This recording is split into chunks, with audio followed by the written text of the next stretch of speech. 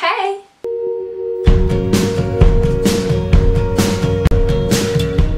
So if you're wondering where all my books on my bookshelves have gone, they're here! In the month of June? Was it June?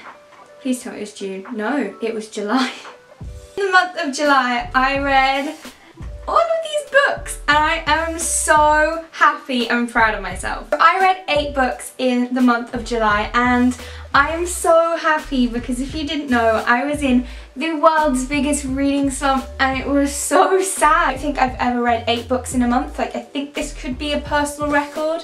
I know some people can read like 1 million books in a month and that is super good, and some people can read 2 or 1 or 3, and you know, that's still really good. If you can pick up 1 book in a month, that's amazing. I have notes on my phone and I'm telling you now that there are lots of them. What was I going to tell you? There might be some spoilers. I will put like a little box on the side of the screen saying spoiler.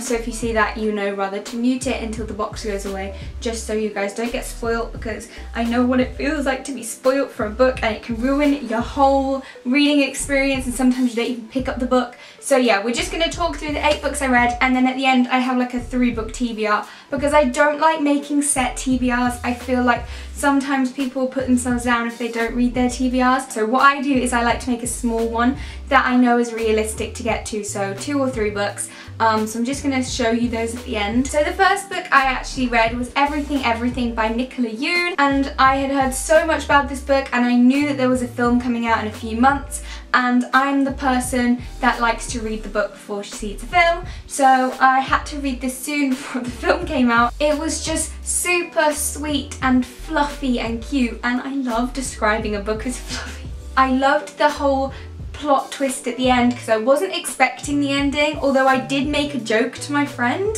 about the ending and it was a joke, but the joke was actually true. I don't want to say what the ending was because I feel like you should go into this not having any idea, but basically it was so good. If you don't know what this is about, we follow this girl that is basically allergic to the world, and then a boy, there's always a boy, moves in across the road and he changes her whole life, basically. I'm not a big fan of YA contemporary. I kind of steer away from that genre just because I much prefer the fantasy magic, but this was so good to get me back out of my reading slump, and honestly as soon as I finished this I was bouncing on my bed. I'd gone crazy because it reminded me how much I loved reading, and it just reminded me that reading makes me so happy, and it was so sad that I went months without doing it. The next 2 books I read, I jumped back into a series that I'd left on a bit of a cliffhanger, and that is the Throne of Glass series by Sarah J Maas. So that's Queen of Shadows and Empire of Storms by Sarah J Maas. I freaking love these books. I've said it before and I'll say it again, this is my favourite YA fantasy series ever. I think this literally could be my favourite book in the series. Like, I loved this so much. We kind of have 6 point of views in this book, so I wrote down here we had Selena's and Dorian's and Chaol's and Manon's and Adian's and Aleid's. Oh my god, Aleid! Okay, I love Aleid so much, and Manon, I kind of feel like Manon and Aleid are some of my favourite. I love Abraxas because he's so cute, and the relationship he had with Aleid. This just kind of put me on the edge of my seat 24/7. There is so much action in it. I said that this book was so vivid. It is like watching a film. Like, you literally see everything because the world is so darn good. Like, you can see it. It is like watching a film, but so much better. And then I went into Empire of Storms, the 5th book, and I really wanted to read this because now I'm up to date. I'm ready for when Tower of Dawn comes out, which I've pre-ordered. This one's signed. Oh. This, what? We see so much more magic, and Lysandra, or I think it's Lysandra, I love her character. She's like shape-shifting, she's so badass. Oh my gosh, we get this whole story about Astrid, who is one of the witches in Manon's 13, and I started bawling my eyes out because it's just so touching. Like, I did actually cry like for quite a while. The last thing I have to say about this book is the ending. Oh my god. I had to just stop reading and just put this down and take a break and get some water and some fresh air because If you've ever read a Sarah J Maas book, you know they are so intense, and she always leaves the ending on like this big note. This was the biggest ending she's ever done. I'm really happy that I finally picked up these two books, the biggest ones in the series, because now I'm up to date. Oh, and I found this page in Empire of Storms, which I just put a little piece of paper in, and it was basically Adrian. This was one of my favourite lines. He was like, Adrian shrugs, I find pleasure in both, depending on my mood and the person.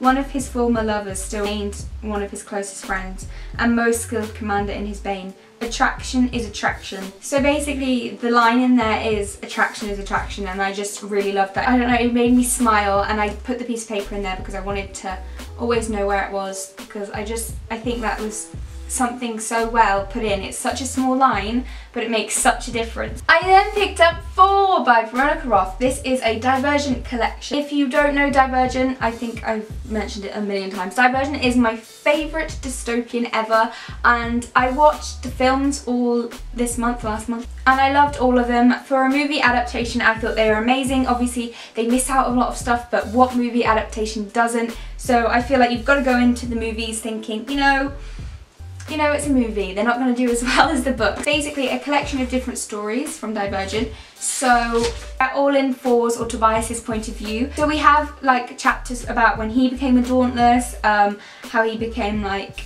a traitor, and then right at the end there's a little section and it says more scenes from Divergent told from Tobias's perspective. So we have the bit where Trish jumps, careful Tris, and then one that says you look good Tris. It was so quick, so easy, but it leaves you wanting more, and I think that's the one bad thing about this, is it's tiny, because it's so quick to read, and I think I read it in like a day. The next book I picked up is actually a new one that I recently got, and that is Spontaneous by Aaron Starmer. So if you don't know what this is about, it is basically we follow these teenagers and they start spontaneously blowing up. So one day they're in 3rd period, it's basically based in America, but yeah, they're in their 3rd period class and this girl just blows up, and then they think it's a coincidence, they think it's just one girl, then they find out that it's not. So basically they're trying to find out why they're all blowing up. We basically follow a girl in that year, her name is Mara, and she is so funny. It just makes you want to laugh throughout the whole book.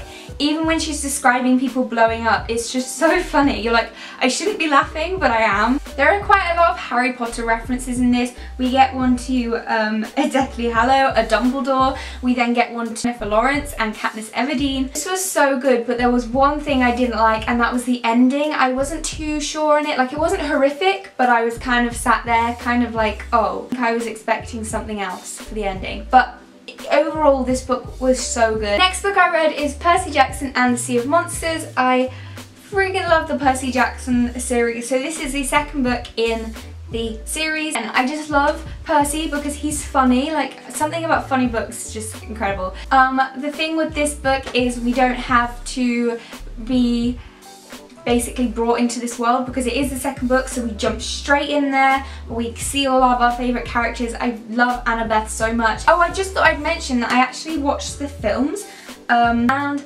I was very disappointed. I understand why people don't like them. They just changed way too much and they're not, I don't know, they weren't what I was expecting, but I did still find them entertaining. They just know. I know that the whole thing with Annabeth having brown hair in the 1st movie and then blonde in the 2nd, I don't know what they were doing. It's just kind of funny that they were like, didn't give her blonde hair in the 1st, but in the 2nd, like, why didn't they do that for the 1st? I feel like again, like I said with the Divergent, you need to go into a film realizing that it's a film and that pretty much they always mess up the films, like always. The last 2 books I read were actually the books that I read for my 24 hours of reading, which if you haven't seen that vlog, then you should definitely watch it. These are the 2 books I read. I read The 5th Wave by Rick Yancey and also Percy Jackson and the Titans Curse by Rick Riordan. So the first one I read was actually The 5th Wave, which, oh my god.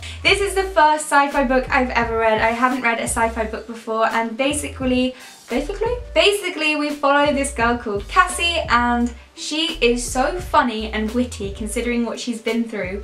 There's an alien invasion and aliens are coming down. They're called others and they look like humans. They come down and they like take over and they basically send out different waves. First wave took out 500,000. The second wave put that number to shame. The third wave lasted a little longer, 12 weeks, 4 billion dead. In the fourth wave, you can't trust that people are still people. And the fifth wave, no one knows, but it's coming. It's just so good. And then we get Evan Walker. I love you, Evan Walker, I love you. Although I loved Evan, he did slightly terrify me, and then I realised why, because there's a big plot twist. I did have to say that my heart was racing the whole way through this book. Like, I was scared something was gonna happen. I did cry in this book, and I love this. And then the last book I read was Percy Jackson and the Titan's Curse. This is the third book. Again, like the second one, Sea of Monsters, we just jump straight back into this world. We have another massive adventure. We learn more about the characters. This time Annabeth gets kidnapped, so we don't get too much of Annabeth, which is sad because I love Annabeth. Yeah, I don't know what else to say. It was really fun. It was a really fast read and I loved it. Let's put the book down. Oh.